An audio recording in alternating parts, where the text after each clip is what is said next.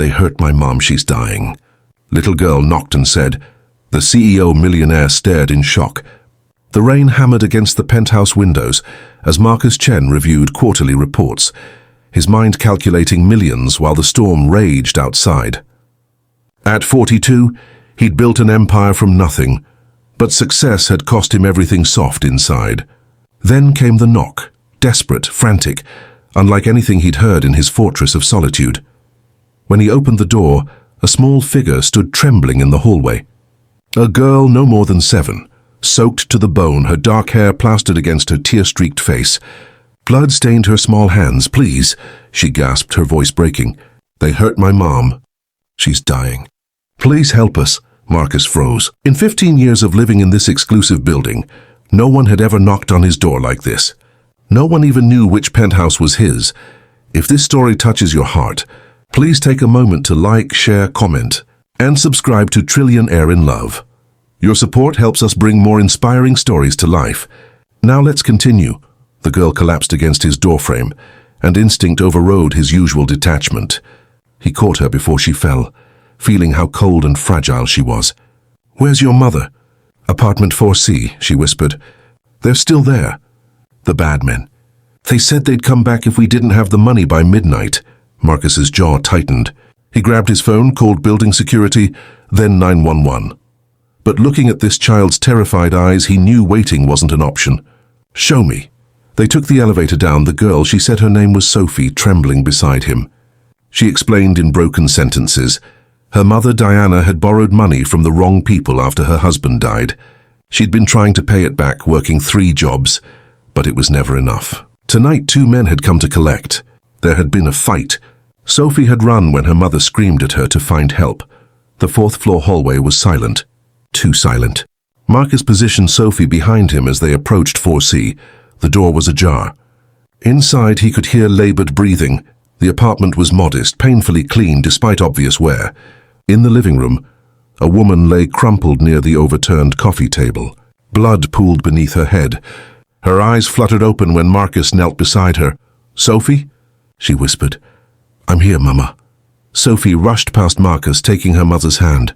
Don't move, Marcus said, pressing his jacket against the wound on Diana's head. Ambulance is coming. Who did this?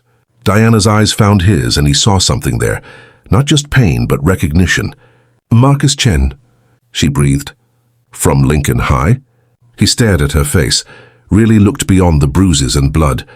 Then memory struck like lightning. Diana Martinez? 25 years dissolved. He saw the girl who'd sat beside him in chemistry class, who'd shared her lunch when his foster family forgot to give him money, who'd been the only person to come to his foster home when he'd been hospitalized after a beating. Diana, who'd promised they'd both make it out of that neighborhood. You did make it, she whispered, tears mixing with blood. I read about you. So proud. Save your strength, Marcus said, but his voice cracked. Why didn't you call me? Why didn't you reach out? Diana's laugh was bitter, wet. Call the Marcus Chen? CEO of Chen Technologies? I couldn't even remember your number from high school. The paramedics arrived, followed by police. Marcus gave his statement while watching them work on Diana. Sophie clung to his leg, and he realized his hand had found her shoulder, holding her steady. At the hospital, Marcus made calls. He had resources, and he used every single one. Private room, best doctors, round-the-clock security. Diana had a severe concussion, broken ribs and internal bleeding requiring surgery, but she'd survive. While Diana was in surgery, Marcus sat with Sophie in the waiting room. She'd finally stopped shaking, wrapped in a hospital blanket, clutching a hot chocolate he'd bought from the cafeteria. Is your mum going to be okay? Sophie asked in a small voice. Yes, Marcus said, and meant it. I promise you she will be. Are you really a millionaire? He almost smiled. Something like that. Mama said rich people don't care about people like us. The words hit harder than they should have. Your mama is wrong about that. Some of us remember where we came from.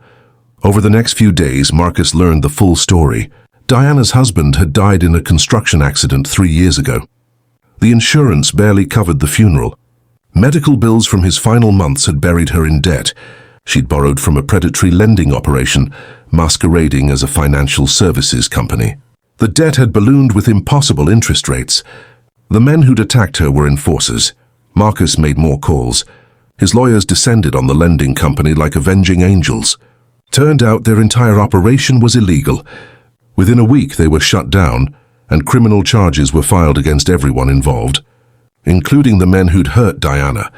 But the real challenge wasn't legal, it was personal. When Diana was finally awake and stable, Marcus visited her room. Sophie was at school. Arrangements Marcus had made with a trusted colleague who had kids Sophie's age. Diana looked small in the hospital bed. Bandages still wrapped around her head, but her eyes were clear. "You didn't have to do all this," she said. "Yes, I did." Marcus pulled a chair close. "Diana, do you remember that night at Lincoln Memorial Hospital? When my foster father put me there?" She nodded slowly. "You were the only person who came. You sat with me for 6 hours. You'd taken 2 buses to get there. You were 16 years old and you showed up when no one else did." His voice roughened. "You told me that day that just because the world was cruel didn't mean I had to be. You said I could choose to be different." "I remember," she whispered. "I built everything on that choice. Every decision, every success, it started that night. Because someone showed me kindness when I needed it most." He leaned forward. "So no, I didn't have to do this. I got to. Let me repay what you gave me." Diana's tears fell silently. "I'm so tired, Marcus. So tired of fighting alone." "Then stop fighting alone," He pulled out papers he'd prepared. "I've cleared your debts. All of them. I've set up a trust for Sophie's education, full ride through college. And I'm offering you a position with my foundation. We provide support services for families in crisis. You know that world. You've lived it. Help me help others the way you helped me." "Marcus, I can't." "You can. Diana, you're not taking charity. I'm offering you a job, a real position with salary and benefits. You've been managing survival with 3 jobs and a child. You think I can't use someone with those skills?" He smiled.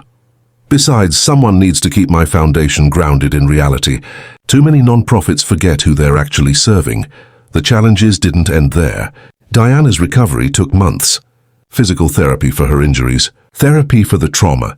Sophie had nightmares and needed counseling too. Marcus found himself involved in ways he'd never imagined. Attending Sophie's school plays, helping with homework, teaching Diana the ropes at his foundation. His board questioned his involvement. His shareholders worried about his focus. But for the first time in 15 years, Marcus felt like he was building something that mattered beyond profit margins. The foundation Diana helped redesign became revolutionary. Instead of just providing resources, they provided dignity. Instead of charity, they offered partnership. Within 2 years, they'd helped over 5,000 families escape predatory debt situations. One evening, 3 years after that desperate knock on his door, Marcus attended Sophie's 10th birthday party. Diana had a modest house now, earned through her work with the foundation. Sophie was thriving, happy, healthy, with friends and dreams of becoming a doctor. As they cut the cake, Sophie looked up at Marcus. "Can I tell everyone about how we met?" Marcus glanced at Diana, who smiled and nodded. Sophie stood on a chair, commanding the room with the confidence of a child who'd survived darkness and found light. 3 years ago, bad things happened. I was scared and I didn't know what to do. But I knocked on a door and Mr. Marcus opened it. He didn't have to help us, but he did. And he kept helping. Mama says that's what real kindness is, showing up even when it's hard. The room applauded, but Marcus felt Diana's hand on his arm. "Thank you," she said quietly, "for opening that door, for not turning away." "You opened a door for me once," Marcus replied. "I'm just paying it forward." That night, driving home through the city he'd conquered but never truly seen, Marcus understood something profound. Success wasn't about the zeros in his bank account or the power he wielded. It was about the doors you opened when someone knocked in desperation. It was about remembering that everyone you meet is fighting battles you know nothing about. His phone buzzed. A text from Sophie. "Thanks for the best birthday ever. Love you, Uncle Marcus, Uncle Marcus." He smiled, something warm and unfamiliar blooming in his chest. Maybe he hadn't lost everything soft after all. Maybe it had just been waiting for the right moment to wake up. Because on a rainy night, a desperate little girl had knocked on his door and given him something more valuable than any business deal. A chance to be human again. A chance to choose kindness over indifference. A chance to prove that success meant nothing if you forgot where you came from and who helped you along the way. The real fortune, Marcus realized, wasn't what you accumulated. It was what you gave away when someone needed it most. If this story inspired you, please show your support for Trillionaire in Love by liking this video, sharing it with someone who needs encouragement today, and subscribing for more heartwarming stories. Drop a comment below telling us about a time when someone opened a door for you, or when you opened a door for someone else. Your stories matter, and together we can remind the world that kindness is the greatest wealth of all. Until next time, remember, success is measured not by what we achieve, but by who we lift up along the way.